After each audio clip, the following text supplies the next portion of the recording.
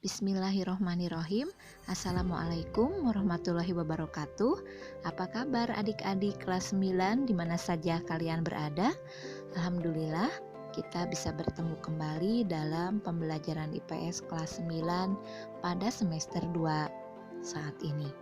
Dan materi kita pada pembelajaran kali ini yaitu mengenai ketergantungan antar uang dan pengaruhnya terhadap kesejahteraan masyarakat. Adik-adik, pada awal pembelajaran IPS kelas 9 pada semester 2 ini, kita akan membahas mengenai submateri perdagangan internasional. Dan pembelajaran IPS kelas 9 ini masih bersama saya, Eli Tarliani. Tujuan pembelajaran. Setelah mengikuti kegiatan pembelajaran, diharapkan siswa atau kalian dapat 1. Menjelaskan pengertian perdagangan internasional dengan benar. 2. Membedakan perdagangan dalam negeri dan perdagangan internasional dengan benar. 3. Mengidentifikasi faktor pendorong dan penghambat perdagangan internasional dengan tepat. Yang keempat, mengidentifikasi manfaat perdagangan internasional dengan benar. Dan yang kelima, mengidentifikasi dampak positif dan juga negatif dari perdagangan internasional. Mari kita mulai pembahasan dari pengertian perdagangan internasional. Apa perdagangan internasional? Perdagangan internasional yaitu kegiatan jual beli barang atau jasa antar satu negara dengan negara lainnya dengan tujuan untuk mendapatkan keuntungan atau laba. Perdagangan internasional diwujudkan melalui kegiatan ekspor dan impor. Apa itu ekspor? Ekspor ialah kegiatan menjual barang atau jasa ke luar negeri. Sedangkan impor ialah kegiatan membeli barang atau jasa dari luar negeri.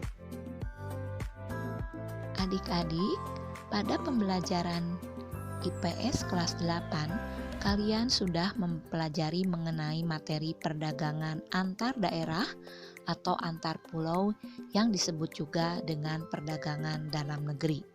Dan pada pembelajaran IPS kelas 9, perdagangannya yaitu mengenai perdagangan internasional atau luar negeri. Nah, apa saja perbedaan perdagangan dalam negeri dan perdagangan luar negeri atau perdagangan internasional? Silahkan kalian simak pada tabel mengenai perbedaan perdagangan dalam negeri dan perdagangan internasional. Selanjutnya, faktor pendorong perdagangan internasional. Ada beberapa faktor pendorong terjadinya perdagangan internasional. Yang pertama, perbedaan sumber daya alam yang dimiliki oleh setiap negara. Perbedaan sumber daya alam mengakibatkan perbedaan hasil produksi dari setiap negara. Keunggulan yang dimiliki oleh suatu negara dilihat dari keunggulan sumber daya alam disebut dengan keunggulan absolut atau mutlak atau disebut juga absolute advantage. Yang kedua, perbedaan tingkat kualitas sumber daya manusia. Suatu negara yang mempunyai sumber daya manusia yang tinggi atau baik biasanya akan menghasilkan barang atau jasa dengan kualitas yang lebih baik pula. Yang ketiga, perbedaan ilmu pengetahuan dan teknologi. Negara yang menguasai iptek akan mampu memproduksi barang dan jasa yang lebih banyak, lebih bermutu, efisien dibanding negara yang tidak menguasainya.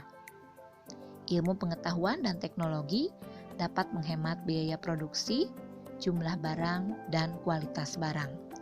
Keunggulan suatu negara yang dapat memproduksi barang dengan biaya produksi yang lebih murah disebut dengan comparative advantage. Yang keempat, perbedaan budaya suatu bangsa. Perbedaan budaya suatu negara akan mempengaruhi barang yang dihasilkan. Misalnya, Indonesia dikenal sebagai penghasil seni ukir dan batik, yang tentu saja ini menjadi daya tarik tersendiri bagi negara lain untuk membeli barang tersebut.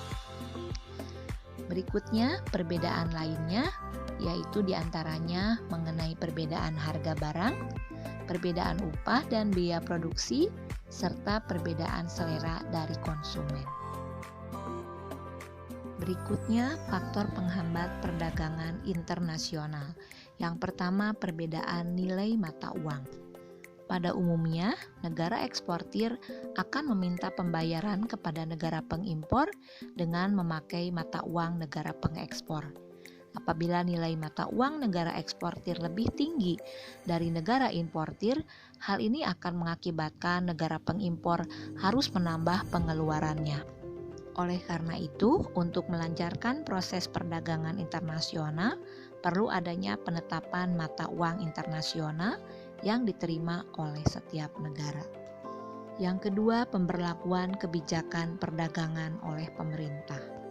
Setiap negara memiliki kebijakan ekonomi yang berbeda-beda.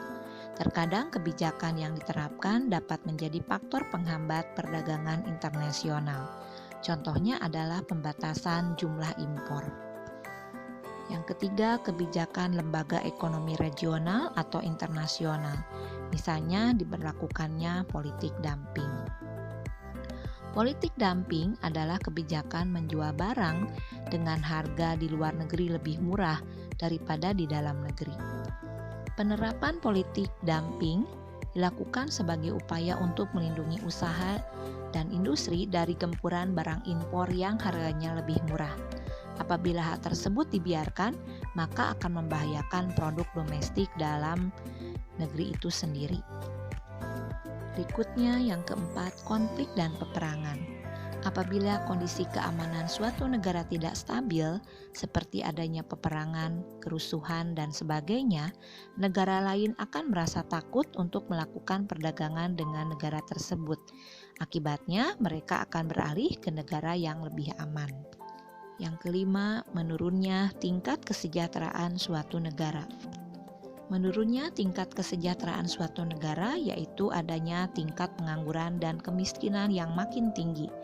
Hal ini akan berdampak kepada menurunnya keinginan untuk membeli barang atau jasa karena sedikitnya uang yang dimiliki. Maka dengan begitu dapat membuat suatu negara sulit untuk melakukan perdagangan internasional. Yang keenam, kurs mata uang yang tidak stabil. Kurs adalah nilai tukar mata uang. Apabila kondisi kurs tidak stabil akan membuat importir dan eksportir mengalami kesulitan dalam menentukan harga, sehingga berdampak pada permintaan dan penawaran. Dalam hal ini menjadi faktor penghambat perdagangan internasional sehingga pengusaha enggan melakukan ekspor dan impor dengan kondisi kurs yang tidak stabil. Manfaat perdagangan internasional. Apa saja manfaat perdagangan internasional bagi suatu negara? Manfaatnya diantaranya yang pertama, masyarakat akan memperoleh sejumlah barang yang dibutuhkan.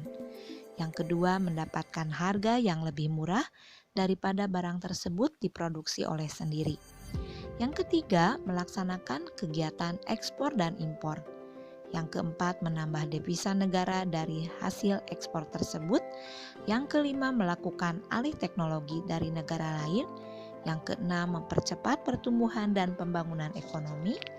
Dan yang ketujuh, meningkatkan pendapatan nasional atau pendapatan nasional bruto. Adik-adik, mari kita lanjutkan pada dampak dari perdagangan internasional. Perdagangan internasional membawa dampak positif dan negatif bagi suatu negara. Apa saja dampak positifnya? Dampak positifnya yaitu memicu sikap kreatif dan inovatif di kalangan masyarakat luas agar dapat bersaing di ranah global. Yang kedua, masyarakat mudah mendapatkan barang impor dari luar negeri dengan harga yang terjangkau. Yang ketiga, bertambahnya jenis lapangan pekerjaan akibat adanya investasi asing dari luar negeri. Dan yang keempat, terbukanya kesempatan bekerja di luar negeri. Sedangkan dampak negatifnya dari perdagangan internasional diantaranya: 1. Pasar nasional akan dikuasai oleh barang-barang impor. Yang kedua, memicu konsumerisme atau gaya hidup boros atau gaya hidup tidak hemat di masyarakat. Yang ketiga, masuknya banyak tenaga kerja asing yang mendominasi tenaga kerja lokal. Dan yang keempat, matinya usaha-usaha lokal karena penjualan barang dari luar negeri. Adik-adik, pertemuan pembelajaran kita kali ini mengenai submateri perdagangan internasional kita akhiri dulu sampai sini. Semoga apa yang disampaikan tadi banyak manfaatnya untuk kita semua. Terima kasih atas perhatian kalian. Semoga kita bisa bertemu dalam pembelajaran IPS kelas 9 berikutnya dengan materi dan submateri yang berbeda. Wassalamualaikum warahmatullahi wabarakatuh.